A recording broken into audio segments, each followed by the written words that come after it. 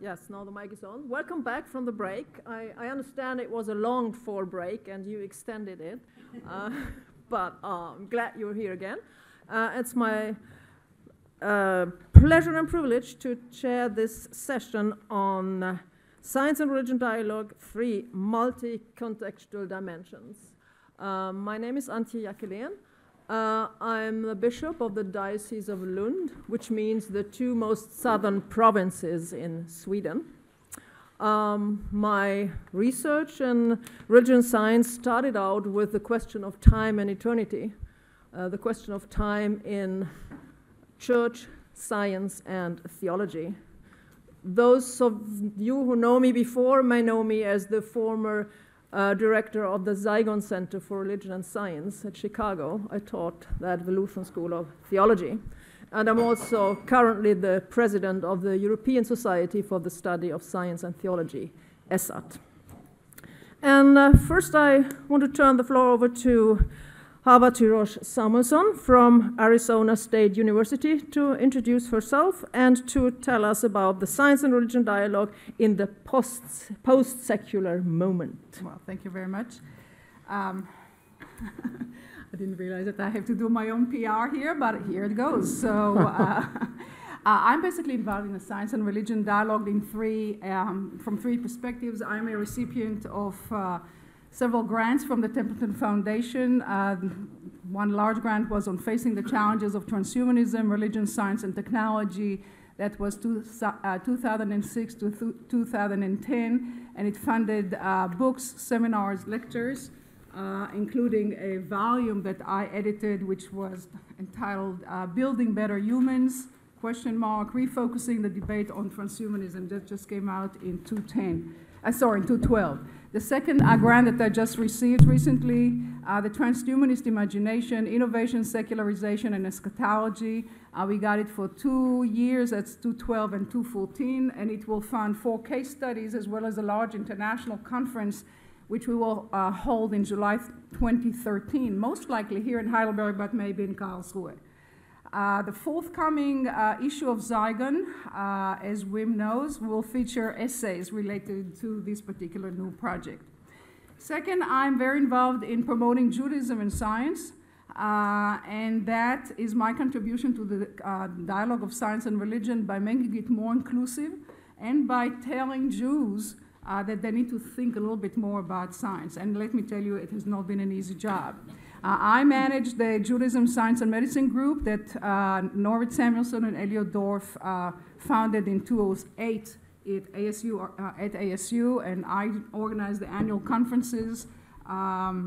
And it has been good, but it could be better, let's put it this way. And finally, I'm doing editorial work, so I edited this book on building better humans, and the second one I had edited a special issue on Judaism and Science, special issue of CCR Journal, the Reformed Jewish Quarterly. That just came out in winter 2012, and Norbert has there the lead essay. So I'm also on the steering committee of Science, Technology, and Religion section at the AR. So that kind of summarizes what I'm doing, how I'm involved in science and religion. So I would like to start by just a bit of show and tell. I don't use the PowerPoint. I don't believe in PowerPoint presentations, but here we go. This is the Chronicle Review, the weekly magazine of ideas. It's a special issue of the Chronicle of Higher Education, Section B, that appeared in September 2012. And if you read this, you will see a long essay called The Templeton Effect. It features the impact of the Templeton Foundation on the discipline of philosophy.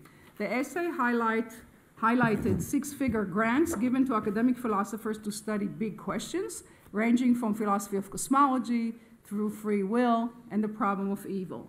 Now, to us in this room, there's nothing surprising in these large grants. They simply demonstrate the commitment of the Templeton Foundation to engage in systematic research of issues that shape the future of humanity. But to humanities scholars, especially to philosophers, and these grants are a departure from the norm. The size of the grant far exceeds what academic philosophers normally command for research projects. And accepting a Templeton grant requires a scholar to manifest managerial and administrative skills never before expected from scholars in the humanities. So the Templeton grants have also brought publicity and visibility to the humanities, because now, to humanists who not only had to conduct their business now have to conduct their business like natural sciences, and they have to do it in the public sphere away from the privacy of their offices and study halls. After a quarter of a century, we can definitely conclude that the Templeton Foundation has succeeded in changing the academic landscape, although not all scholars celebrate this success. First, the funding from the Templeton Foundation blurred the boundaries between public institutions and private funding and exposed the inherent weakness of publicly funded education, at least in the United States. Now, as you know, in the United States, there is a decline in state and federal funding, and clearly private foundations such as the Templeton Foundation are moving into this vacuum that has moved. For example, in our university, it used to, 10 years ago, it was 40% of funding came from from Arizona. Now it's 13%. So how do you make this shift from 40 to 13%? Templeton has made it clear that if public education is to survive, let alone thrive, institutions will have to depend on investment of private funders who will shape the kind of questions that are deemed worthy of research. The academy could no longer remain insulated from the capitalist society in which it is embedded. Maybe I should say late capitalist society, and that would be very relevant to my analysis of post-secularism. Second, funding from the Templeton Foundation undermined the presumed neutral secularity of academic discourse, demonstrating instead that to understand the world and the place of humans in it necessitates the examination of religion. Obviously, all of us in the room take this for granted, but this was not to be taken for granted before it started. Third, Templeton funding has made it clear that to understand the human condition, we must pay close attention to the interplay of science, namely the interdisciplinarity of science and religion, the two main human endeavors that reflect about ultimate reality. The dialogue of science and religion requires scientific understanding of religious phenomena, as well as religious interpretation of scientific data about the universe, about human beings, and about social institutions. When the Templeton funding began to pour into the academy, it was initially treated with suspicion, fear, and even derision, precisely because the Templeton Foundation placed religion at the center of the inquiry, challenging the secularist assumptions of modern academia. Today, the initial contempt and suspicions, I would say, are gone, and instead applying to Templeton funding is now taken as a desired path for innovative research that addresses what matters most to humanity. Without a doubt, the Templeton effect shaped not only the discipline of philosophy, as this essay has documented, but also the discipline of religious studies, psychology, and sociology. Now I'm going to take one case study, that's the issue of transhumanism, to illustrate the Templeton effect. The Templeton-funded project on transhumanism illustrated how the Templeton Foundation has not only shaped the academic discourse, but how it has enabled us to shed new light on the human condition for the 21st century. In particular, I would like to argue that the study of transhumanism enabled us to understand what Jürgen Habermas called or labeled the post-secular moment. The term post-secular moment refers to the paradoxical situation in which, on the one hand, societies that have considered themselves secular as part of their modern self-identity, and I refer primarily to most European countries, to Canada, Australia, and New Zealand, they have witnessed the return of religion to the public discourse after a long period during which religion was relegated to the public sphere. But on the other hand, self-identified religious societies, such as the United States, have witnessed the revival of a very militant form of atheism. The post-secular moment thus captures a situation in which, whereas the public influence of relevance of religion has increased, the secularist certainty that religion will disappear worldwide in the course of modernization is losing ground. When I suggested to my colleagues at ASU, that goes back now several years ago, almost a decade ago, that understanding transhumanism is crucial to the science and religion dialogue, some of them dismissed the endeavor as unworthy, claiming that transhumanism is but a shallow, inconsequential hype by techno enthusiasts who lack proper academic training and who naively trust in technology to solve the complexity of the human condition. But somewhat like Sir Templeton himself, so John Templeton himself, I resisted this approach, arguing instead that transhumanism could be examined closely because this movement reflects deeper and important processes that manifest the interplay of science, technology, and culture. And if my reference to the analogy with Sir John Templeton was not clear, let me make it clear. He used, as you know, in his investment philosophy, he would always choose those stocks that were undervalued, that people said, well, that's not important and that's not good enough. And he actually bought those very stocks, especially when he started his investment career, and it turns out that that actually became very, very successful. So what is transhumanism? Why does it merit systematic study? What can the analysis of transhumanism tell us about the human condition in the beginning of the 21st century? And why is science and religion the best context to study transhumanism? Let me briefly answer these questions as I tease out the significance of this research. The term transhumanism was coined by Julian Huxley in 1957, actually, not in 1927, but in 1957, as an attempt to articulate the new system of ideas appropriate to man's new situation. That's a quote. Huxley had in mind the development in ecology, genetics, paleontology, geographical distribution, embryology, systematics, and comparative anatomy, which had been summarized in his book, Evolution, the Modern Synthesis. That's 1942. Today, the term refers to, in the quote, the intellectual and cultural movement that affirms the possibility and desirability of fundamentally improving the human condition through applied reason, especially by developing making widely available technologies to eliminate aging and to greatly enhance human intellectual, physical, and psychological capacities. That's unquote, and that's from the transhumanism statement, which you can find on the web. It was coined by Nick Bostrom from Oxford, and that's usually how they define the movement. Therefore, transhumanism denotes a transition from the human to the post-human existence, as well as activities and attitudes that one is expected to promote in order to bring about the ideal post-human future. Because transhumanism sees itself as a process that will culminate in the post-human existence, the two terms, transhumanism and posthumanism, are actually used interchangeably, causing a lot of terminological confusion. Furthermore, within the transhumanist discourse, there are at least two distinct strands. One focuses on the enhancement in the present, whereas the other focuses on cyber immortality in the future. The former is straightforwardly secular, indeed a continuation of 19th century humanistic naturalism and utilitarianism, while the latter is saturated with religious themes, and its mentality is apocalyptic and its orientation is eschatological. Now, here's my argument. The hybridization of secular and religious elements is precisely the reason why a study of transhumanism is so crucial for interpreting our current post-secular moment. The strand of transhumanist agenda that focuses on enhancement calls on human beings to take charge of the evolutionary process through technological expertise in order to liberate the human species from its biological limitations. Through techniques, and I won't give you all the techniques like stem cell therapy, gene manipulation, selection of embryos, drugs, machines, and other mechanical enhancements, genetic engineering, psychopharmacology, anti-aging therapies, neural interfaces, the list can go on and on. All of this is going to change how we are going to live as biological beings. In fact, we're basically, the vision of transhumanism is to relieve us of our biological limitations. And we're going to do it, according to this view, through what they call the enhancement evolution. Because of human direct evolution, the entire evolutionary process is going to change, and now it's going to be directed evolution.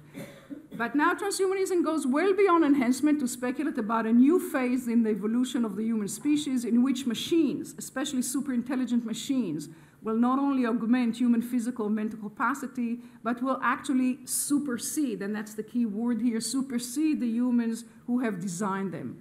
Transhumanist visionaries speculate that the post-human mechanical age will come about after an irreversible turning point called the singularity that will commence as a result of exponential, accelerated process of technological progress. When this happens, the world will irrevocably shift from the biological to the mechanical, and the mechanical age will inaugurate what they call the new kingdom. You can hear the language, the religious language, which is now going to be the new virtual kingdom. The transformation from the human to decision-making superintelligent machines will be gradual. At first, the humans will upload their minds, the most salient aspect of their personalities, presumably, into supercomputers, who will serve the material needs of humanity. And that's already in place. That's the whole point about robotics today.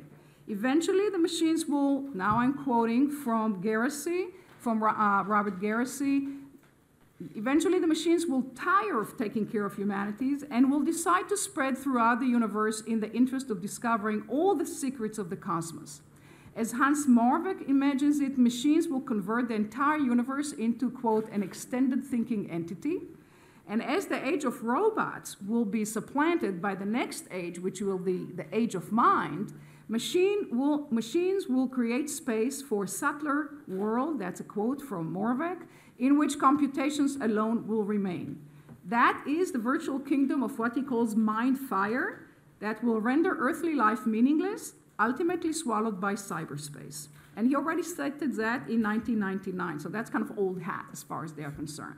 This is the ultimate telos of the transformation and transfiguration of the human to the post-human. Through technology, humans will presumably be able to achieve what traditional religions have thought for millennia, namely immortality.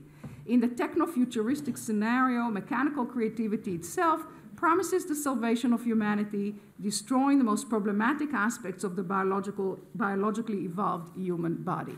Now, there are many ways to study those set of claims. You can look at it from technology and science studies, and you can look at how, you can look at policies that facilitate interventions that will enhance human performance. You can also look at this set of claims from ethical and social theory perspective, and that actually has been done quite a lot when you look at the human condition and the relationship between human nature, technology, and culture that seek to transcend biological limitation.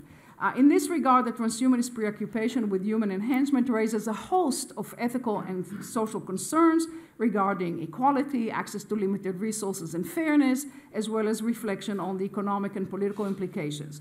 One can also engage transhumanism in the context of the theory of evolution and ponder how transhumanism perpetuates Darwinian theory of evolution while at the same time undermining it with a call for designed evolution. And a fourth approach could investigate transhumanism as a cultural product, looking at the cultural forms that express the transhumanist imagination. Now, precisely because all four approaches are appropriate, I believe that only a multidisciplinary examination of transhumanism, as I've tried to do at ASU through the grants of the Templeton Foundation, only if we do it that way, we can do justice to all the issues involved. Now, in the few minutes that I have, I would like to actually expose the religious dimension of transhumanism, but keep in mind that we're going to look at religious themes in a secularist conversation. So I'm going to undermine the claim of many transhumanist participants who claim that they see themselves only as extension of secular humanism. Actually, if you engage transhumanists, you'll see that many of them disdain, they treat religious practitioners very much in disdain, especially Christians. They don't take it too seriously when several Christian theologians have critiqued the transhumanist agenda for its hubris and mistaken understanding of being human. Usually transhumanist practitioners try to kind of poo-poo it, shall we say it, or kind of dismiss it.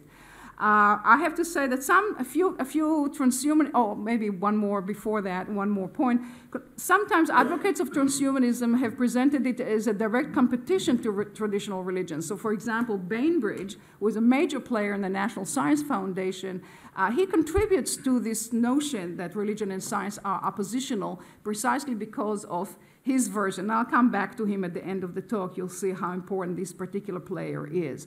However, our work on transhumanism, our work at ASU, has shown that it is overly simplistic, to treat transhumanism as a mere secular phenomenon, and that transhumanism should be understood as a peculiar hybrid of religion and secular motifs. It is a secular faith that fits the contemporary post-secular moment. That's basically my claim.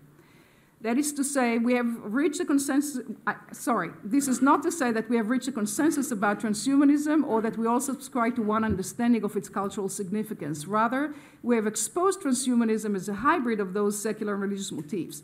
Transhumanism secularizes traditional religious motifs and conversely endows technology with salvific meaning.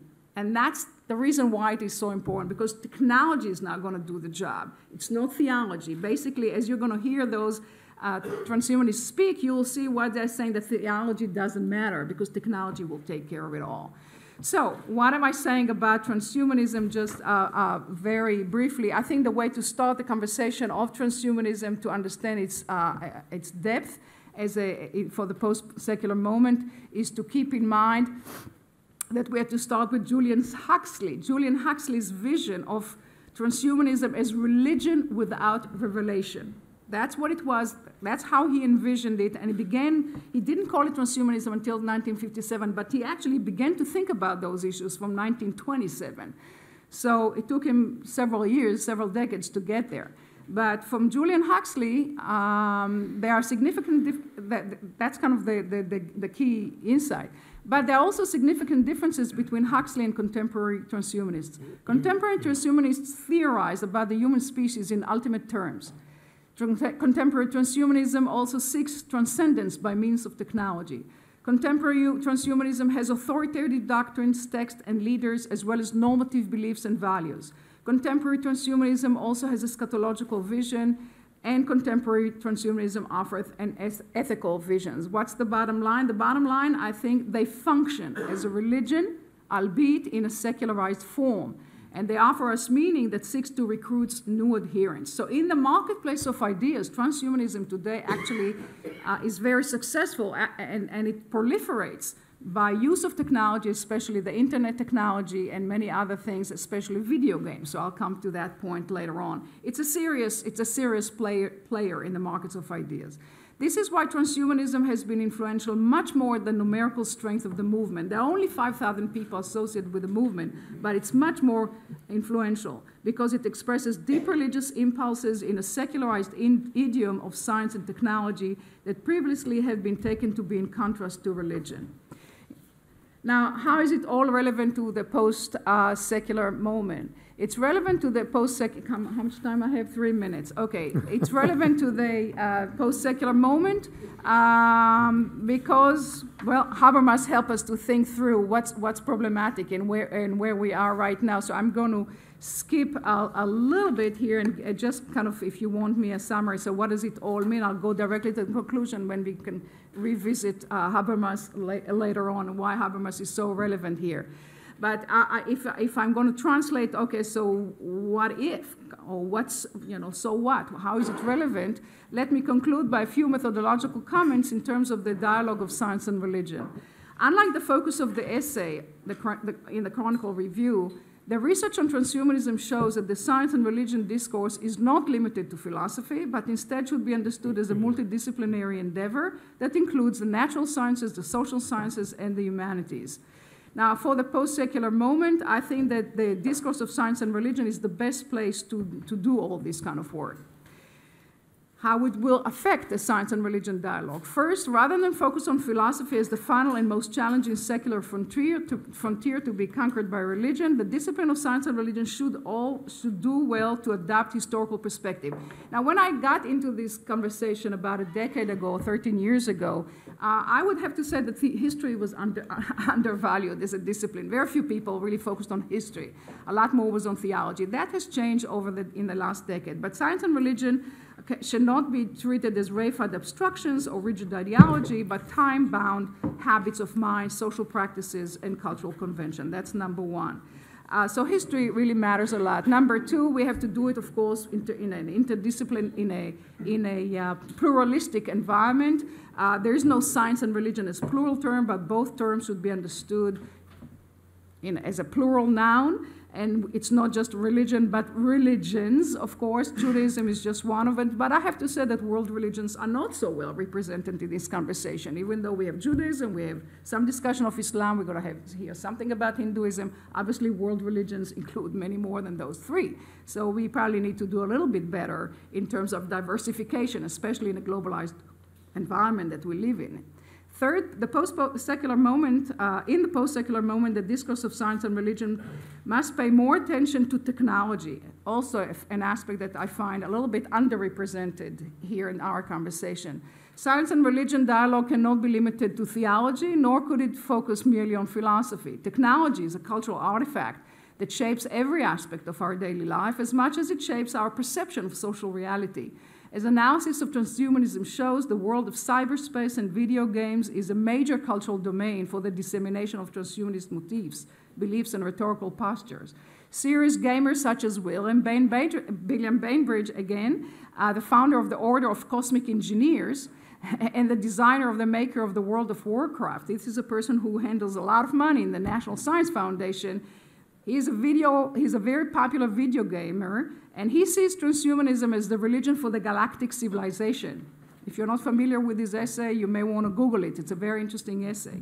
Technology then is not ancillary to science and religion dialogue, but goes to the heart of the human condition today in a globalized, digitalized, and interlinked world that can easily self-destruct. And fourth, the discourse of science and religion in a post-secular moment must be more attentive to politics. That's another thing that I find underrepresented in our conversation, studying how a particular social imagination, as Charles Taylor called it, shapes our governance. Put differently, how we imagine the remote future will depend on how we think government should work. What will be the relationship between the public and the private spheres? How funding will flow to various enterprises? What will be the role of the innovator engineer? And how these forms of governance will reshape our educational systems. A particular social imaginary shapes national innovation policies, particularly with respect to the articulation of the priorities, purposes, and normative goals of state investment in and governance of emerging technologies.